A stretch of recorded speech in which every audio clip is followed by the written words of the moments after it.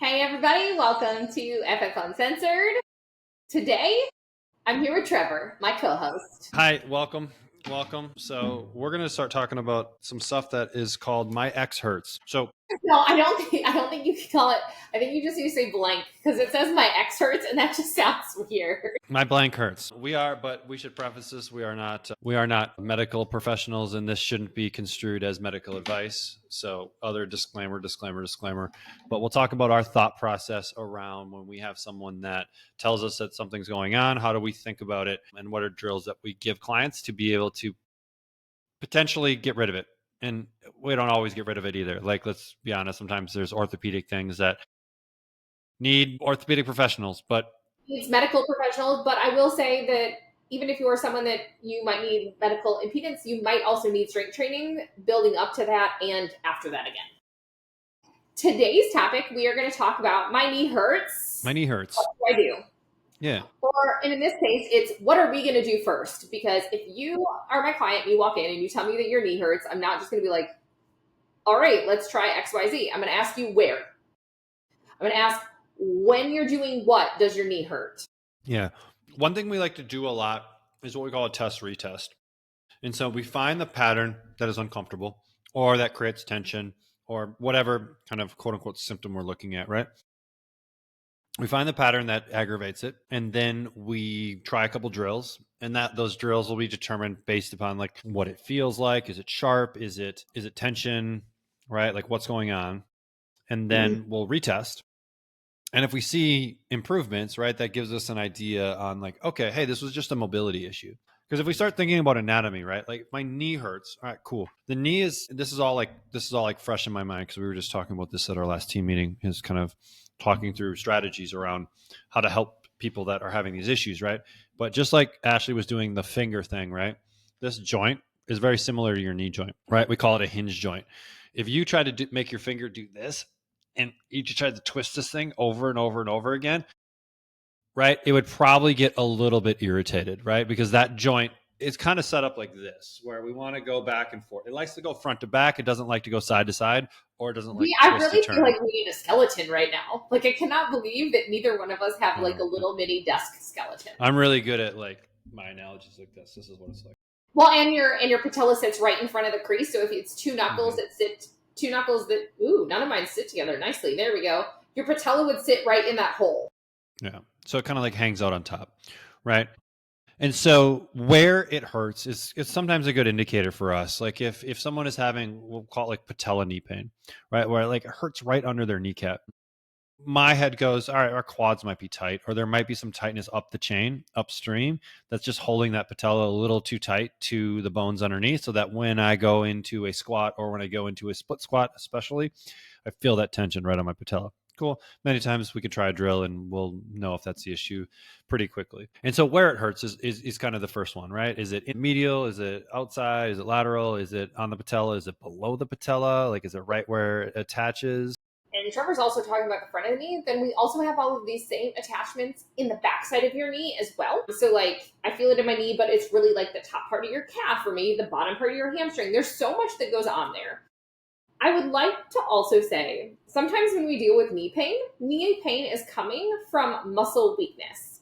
So sometimes no amount of foam rolling, soft tissue work, and stretching is going to actually make your knee feel better. The thing that you need to make your knee feel better is we need to make it stronger. So then it's finding an exercise that you can do with low pain, like on a scale of 1 to 10, we want to be like 3 or 4 or less pain. But you can do the exercise and the pain doesn't get worse as you do it, because sometimes pain is just muscle weakness. And actually, I would probably say the majority of time that I run into it, my clients are dealing with pain because of muscle weakness, not necessarily like, yes, you have tight muscles. Yes, all of this stuff is going on. But if we can strengthen the muscles, then that joint pain usually alleviates. At least I find that a lot with knees primarily. And we also have to look at activities, right? And so what I was talking about, let's say we have a runner, right? And their knees hurt. They may not have the strength to support that knee as they're running. And so that knee is doing a lot of things it shouldn't be doing, right? To help them run. And so our body is always going to try and accomplish the task that we're asking it to do, right? And it'll find any workaround in order to accomplish tasks. And so it'll just create inefficiencies to be able to accomplish the task we're asking it to do. But now if we're asking that, if now if we're asking our body to accomplish a task that's really inefficient hundreds and thousands of times over and over and over again, you can start to see where things will start to wear down, where it's like, okay, this isn't efficient anymore. The body's starting to kind of give you some indicators that there's something going on. And that's one of the ways I like to think about pain too, especially pain that just kind of comes out of nowhere. Like there's one thing, like I burned my hand on the grill last night, right? Like that is very clear. I set my hand on a hot grill, and the hotness on your skin burns your skin, right? Pain, right? Not a fun type of pain. But the pains that just kind of like show up out of nowhere, or if it's like over time, I didn't do anything that caused this, right? I didn't fall, I didn't jump off a tall building or like something like that. Like it's just like my knee just gets kind of cranky when I'm doing X, Y, and Z. Those are actually probably pretty good indicators that there's not actually anything wrong. There's just something that's not working correctly. So we like to think of the body in like systems because it really is a system. The knee doesn't operate independently. The knee is actually at the mercy of what's going on at the hip and what's going on at the ankle. So anytime we have a place that is irritated, right, or just doesn't feel right, or doesn't move the way we want to, many times we'll look what we call up the chain and down the chain. And so what's going on at your hip? Do you have sufficient hip internal rotation? So when you squat, your pelvis moves the way that it's supposed to, right? Can your ankle dorsiflex the way that it needs to? Can you drive your knee over your toe? Because those may be limited. And then when those hit the end ranges on what they have available to them, again, your body's going to accomplish what you want it to accomplish, and it'll find a different way to do that. And so looking above the chain and up the chain. So we find with a lot of people with knee pain are missing some internal rotation of their hip, meaning their hip doesn't rotate in the way that it needs to. And actually hip rotating in is really, really important for squatting, because as you squat, your femur actually rotates inside of your pelvis, inside of that acetabulum in an internal fashion. And so as people age, they miss a lot. They start losing some of that internal rotation, which affects their ability to squat, affects their ability to get up and off the ground, because they haven't really spent a lot of time mobilizing it, or I should say, excuse me, exploring those end ranges. That's actually one of the reasons with our warm-ups, right? Our warm-ups, we kind of have people get into some goofy positions, right? Or we have them find some end ranges, some extreme positions, because they're unloaded and we want their body to have access to that.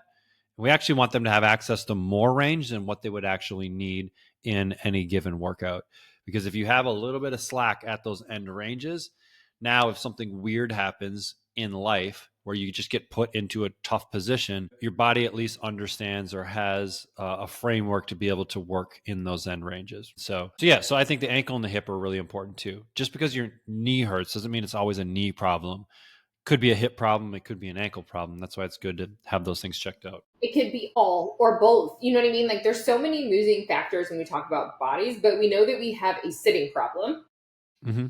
Where like I think we don't like when we talk about this a ton, like our clients that come in and they have pain. Well, what'd you do today? What did your day look like? Well, if you spend the majority of your day in a seated position and your knee is in flexion and your foot is flexed in a certain position and your hip is flexed in a certain position. You're talking about people sitting on their feet? No, but like you're sitting in a chair and your feet are flexed in a certain position. Like have you done other angles with your feet today? Or are you sitting with your feet perfectly flat on the floor and your knees are perfectly flat on your floor and you're sitting perfectly vertical where everybody's in this beautiful 90-degree angle? I think like sometimes my clients have knee pain because they sat cross-legged with their foot under their leg for the majority of their day. Like there are things that we're doing every day that make it whether we have pain or we don't have pain. And so one good thing around pain, or one thing to start thinking about, is stop hitting your hand with a hammer, right? So if you have pain, let's stop doing the things that cause it. If you're sitting on your leg underneath your body, right, while you're sitting in your chair, those are some things that we probably want to start eliminating, because it just creates inherent asymmetries, right? No one sits on both legs. You sit on one leg. You have a dominant one. And I bet if we were to test the hips, one hip would behave much differently than the other hip, would be my guess on my hypothesis. And so that's just going to change how the body moves, right? And so I think a good framework, especially mentally, to think about pain too, is pain is a way that our body is communicating with us that we need to do something a little bit different, right? Or we're missing something. And so then we can explore and experiment and try to attack it rather than having this really negative connotation around pain where I just want to get rid of it. Well, and I think the other thing is with pain, so often we're like, oh, I'm in pain, I'm just not going to train today. Oh, I'm in pain, I'm just going to skip. So my thought process is give me, depending on what kind of day it is and what kind of the injury is and that kind of thing, give me a couple tries to see what's going on.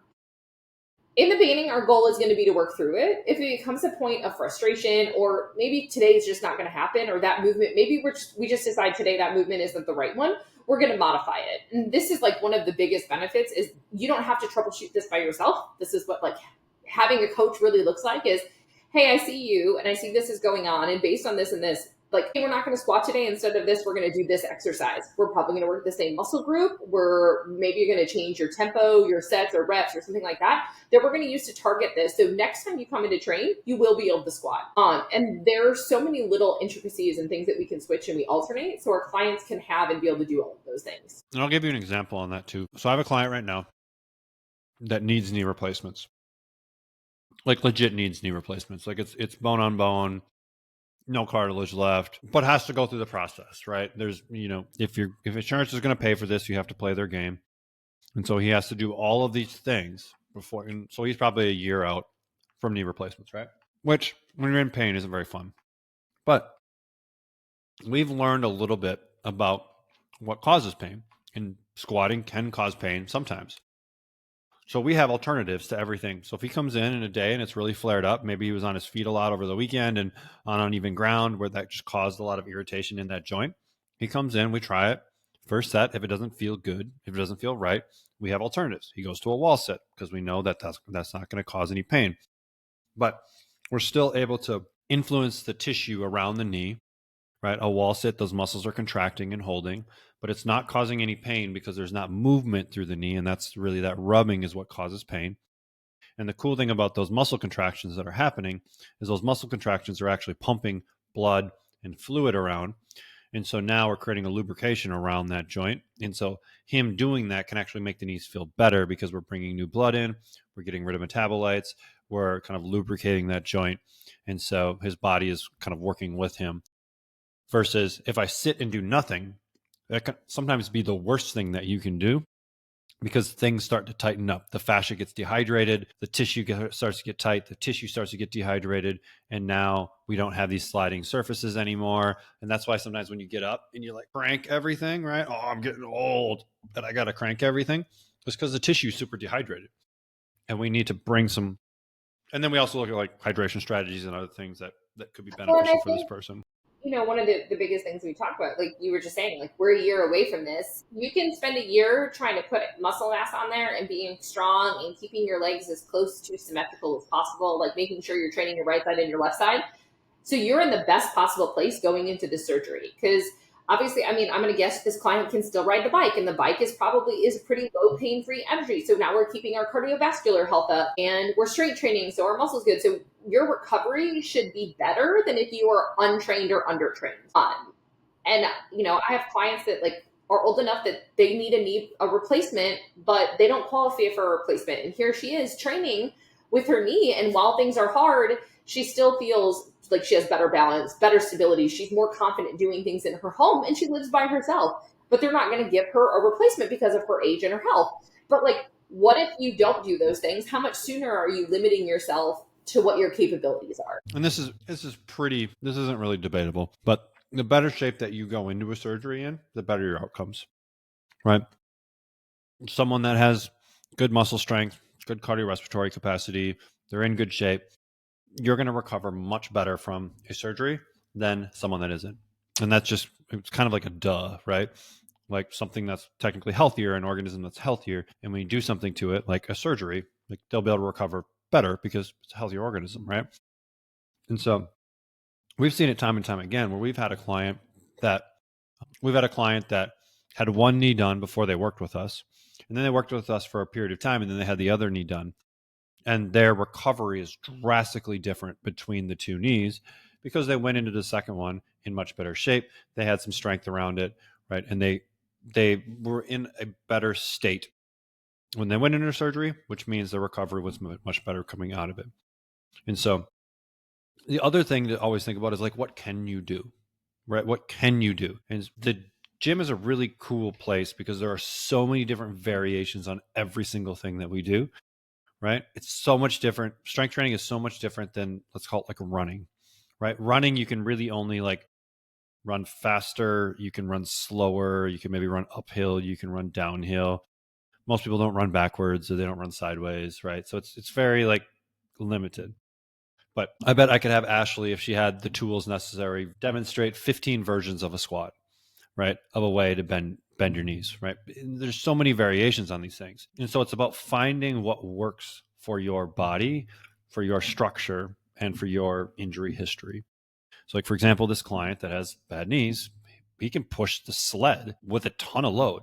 Like we can load the sled up with 500 pounds and he can crank that thing down with no pain. Cool.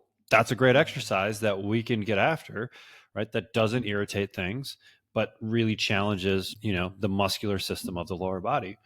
And so I think it's really experimenting and finding what can you do, what exercises are available to you, right, to your capacity, and then you just hammer those. Yes, your exercise library might be a little bit smaller. Like, who cares, right? There's certain things that are going to work better for you. So, But here, like, I think, like, the biggest takeaway for anyone watching this and dealing with pain, and today we talked about knees and we'll talk about some other ones, is that your pain doesn't have to be your limitation. It can 100% be your reason that you should show up and train. and this, like, the other thing too, like, I wanted to just like preface this with like, pain is a very real thing. It has massive impacts on our brain and like how we think and our outlook and like lots of like, it isn't just like my knee hurts. Many times my knee hurt can affect how I see the world and like how I react to things. And like pain is like not a fun thing to be in. But your perception of pain is also really important too, and like how you're perceiving it. And so like I don't want us to sound callous about like, okay, there's nothing wrong. We just do these things and it'll be fixed. Like it is very like to you, it's very real. And so it's not necessarily like fighting it, but trying to, okay, this is telling me something. And now what can I do? Right. Or what might this be telling me? What do I need to do more of or do less of? And use it as a way to like motivate you in a way to do stuff as hard as that can be, especially when like our brain tells us like this sucks and we can move into a really dark place with it. Well, and I want the other thing to be is like you're not sitting with people, Trevor and I, who've played sports and done athletics, and we have been strength training ourselves outside of athletics for years and years and years.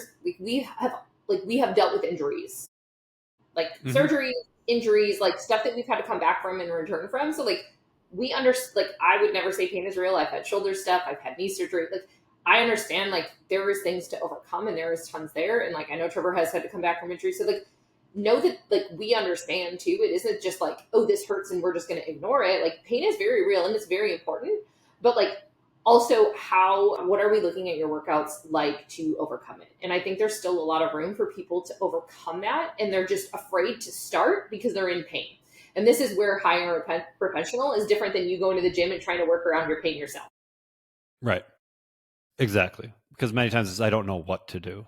Right. Because many of the things that we were talking about today, the person that doesn't necessarily work with people on a regular basis or study this kind of stuff would really be thinking about that. They just think like my knee hurts and I want the pain in my knee to go away. Right. And so definitely find people that understand the body, that understand your goals, that kind of work with you to find different things. Because there isn't like, if this is hurting, do this. Like pain is too much of a complicated, complex thing where if someone like says that they understand exactly what's going on, it's it's BS because it's it's too complicated of a process inside of our body to to be able to say like, oh, it hurts because of X, this is the reason. Like, well, it could be that. Like I have a good hunch that it could be that, right? And great examples is back pain. And so like we could take an MRI of 100 different people and we could probably find a reason to do surgery on a lot of them, right? But most of them would not be in pain despite having herniations and other deformities inside of the spinal column. And so why someone has pain and why someone doesn't have pain isn't always black and white. And And most of the people time it can isn't have black and white. very, very small issues and they can have significantly more pain than people with very big issues. Like, so, like, no, there's so many sliding scales and so many things. All This right, this go is a ahead. very complicated this is a very complicated biological process that we don't fully understand is a good way to think about it too. And so everyone is kind of guessing. Even your surgeons, even your doctors, even your chiropractors, everyone is kind of guessing. Some people have a lot better guesses than others, but everyone is kind of guessing that this is going to be the thing that makes it work because it isn't black and white. And you can just look at back surgeries as an evidence of that. We will talk about backs, so we're going to save that for another day. All right, if you guys have any questions or you specifically are dealing with pain, these are things that we can assess in the gym, and you are more than welcome to schedule an appointment with us, to schedule a success session. We can do some movement screens on you, see what's going on, and we can give you our best guess. Correct. And many times, if we don't know or if we feel like it's out of our scope, we send you to someone that we trust, right? So we have people in our kind of Rolodex, right? The PTs that we love, the chiros that we love, the massage therapists that we love, and we send them. We our goal is to find the person that you need, and we can many times be at least a conduit to find people that you may need in order to help overcome it. So keep looking for answers. That's it. Bye, guys. There's this